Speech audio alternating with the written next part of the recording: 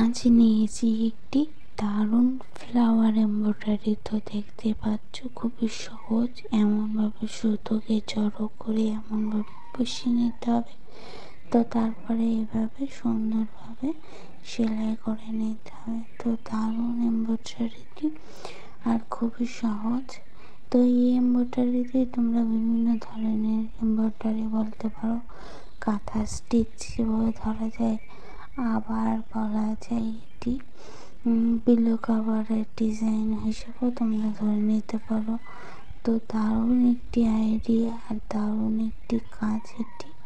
তো তোমাদের কেমন লাগলো সেটি আমাকে কমেন্টের মাধ্যমে জানিও প্লিজ। আর আমার চ্যানেলের ভিডিওগুলো যদি তোমাদের উপকারে লাগে সেগুলো আমাকে জানিও প্লিজ, তাহলে আমি আরও উৎসাহিত হব। তো দেখো কমপ্লিট হয়ে যাচ্ছে আমাদের ফ্লাওয়ারটি। এটি ছেটে নেওয়া হলো। তো দারুণ লাগছে। তো কেমন লাগছে?